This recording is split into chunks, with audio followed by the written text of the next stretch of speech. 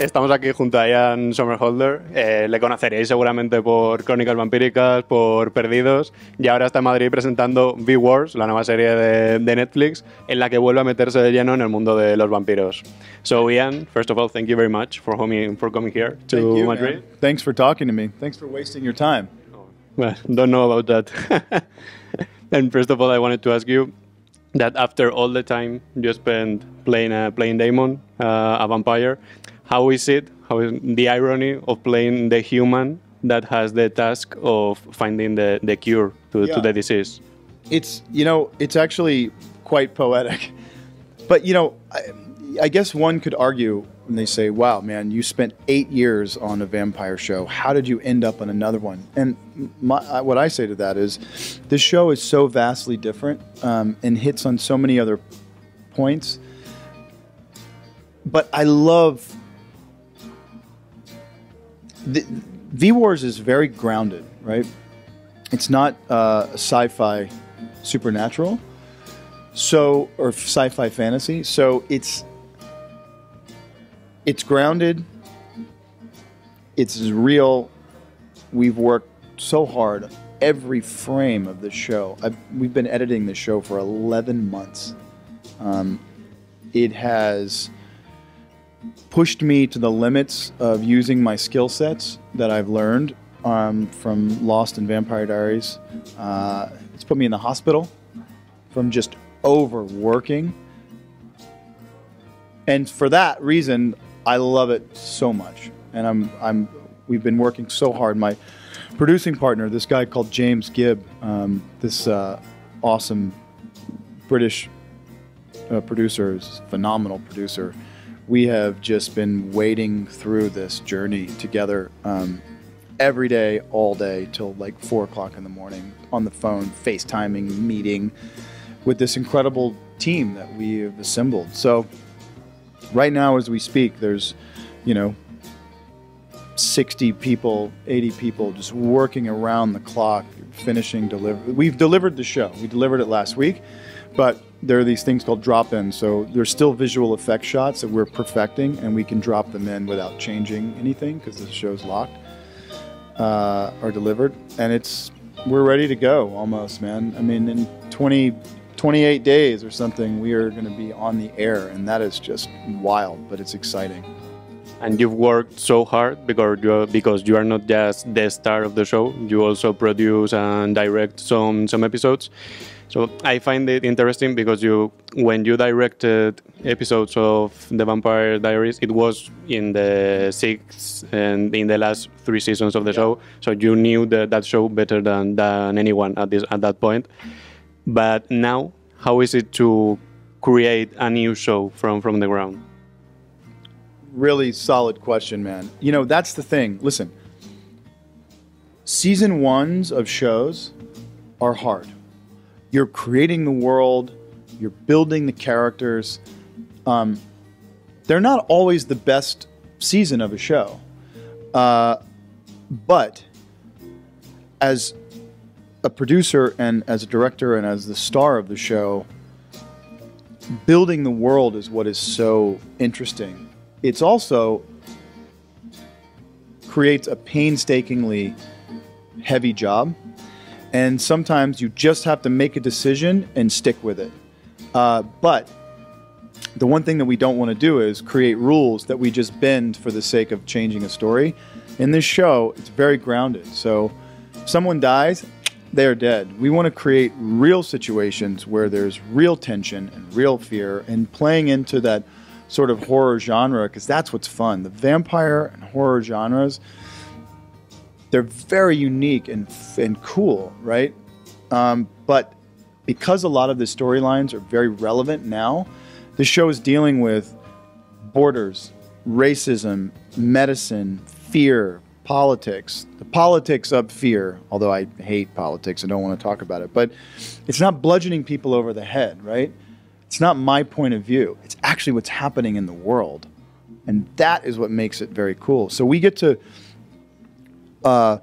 weave the thread of life into this text with what's actually going on in the world. And it's a global show. So like we get to open it up and travel the world shooting this show. You know, it's not just in America or in Canada. This is going to happen all over the world, and it's going to happen fast. So I'm so excited to be able to do that and to be on a show that we don't have a ton of standing sets. You know, Vampire Diaries, we had tens of millions of dollars of these amazing sets. So we didn't really get to leave, you know. VWars were more nimble. We can move around and showcase these places around the world and bring in these pivotal, amazing characters from different parts of the world, you know. I mean, my fan base is 82% outside of the United States. I want to be with them too. So it's an international show. It's not just something that you see and you think, oh, that only happens in America. Yeah, exactly. I mean, the first season 2, I think season 1 obviously is in one small part of America. Season 2, we're going to still be in America, and we're going to then spread it out. But we have to get to season 2, and season 1 we worked so hard on, and I would say this, and Netflix will probably slap me in my hand or my face. I don't know. I'll take either one of them. But we tried very hard to make sure that this show connects with people by just sticking true to our hearts.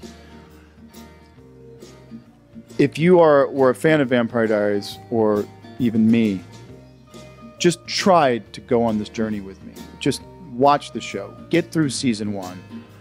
Let Netflix know that you're watching it, because I want that season 2 shot. I want to open this world up and just go big, and deep and dark and sexy and dangerous. And I can do that because it's not on network television. You know, we can go pretty deep and pretty dark and create these visual juxtapositions, and I want to get under your fingernails. You know, I want people going to sleep at night, like not being able to stop thinking about this show because it affects you that much, you know? And I know we can do it because I have 5 books. Jonathan Mayberry is a best-selling author, and the writers that he put together to build these books is incredible. Plus all the comics, you know, it's an amazing comic series. So not only do I have comic references and visual references, I've got 5 books to mine from. That's like unlimited seasons to explore. Unbelievable, man. I mean, there's like 7 seasons of material in there between books and comics, and it's pretty awesome. And you were talking about network television and which, by the way, I love. It changed my life. I mean, I was so fortunate to be on network television for that long. In Lost and Vampire Diaries, it's like the 2 roles that define your career. My life, my career. But that system, it can be, I guess, a lot of pressure to do 22 episodes a year. So do you find it more, I don't know if comfortable, but more that it allows you to have more freedom or to do something more open? There's nothing comfortable about making a television show. It really hits you. It like kicks you in the stomach like 10, 15 times a day. But yeah, you're right. You have freedom.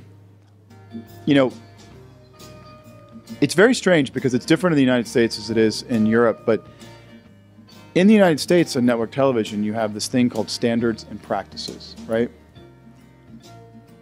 Standards and practices tells you what you can and cannot show on network television. And I always found it so weird because Damon's a sexy, snarky, fun character, right? But because of standards and practices, which I understand are there to protect young people and what have you, I was always confused as by what the U.S. And certain governments were allowing to happen. So in the United States, on network television, you can't show a man's naked hip, just a hip. Obviously, you can't show a woman's body either. But I couldn't even show Damon's naked hip because it was too sexual. But yet, you can show someone getting shot in the face, or his throat ripped out, or his heart ripped out, and someone making a joke about it. So what it tells me is that you're demonizing sexuality and you are glorifying violence. Like, what are you doing? How does that work? Why would you allow that to happen? What kind of society are you trying to create? And look at what's happening in the United States with the violence. So I'm not saying VWars is PG, because it is not. It is definitely, this would be an R-rated, series.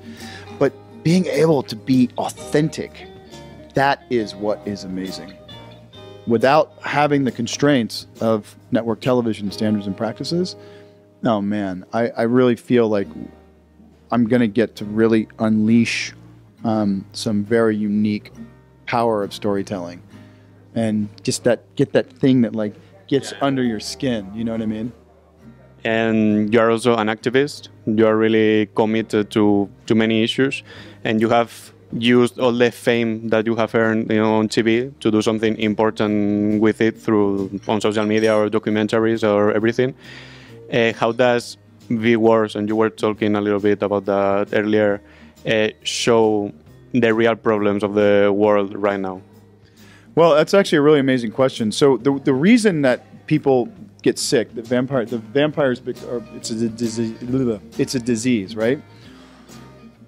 And Jonathan Mayberry wrote this in 2012, right? So Vampire Diaries, the books were written in the 90s, early 90s, in the sort of the valley of Los Angeles. Jonathan Mayberry and his team wrote these books in 2012.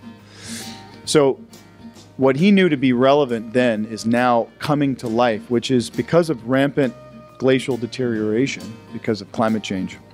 And that's how VWars starts, and that's why VWars starts. So it's sort of like an entertainment, tangible metaphor for what could happen. Thank you very much, Ian, and have a nice day. Thank you.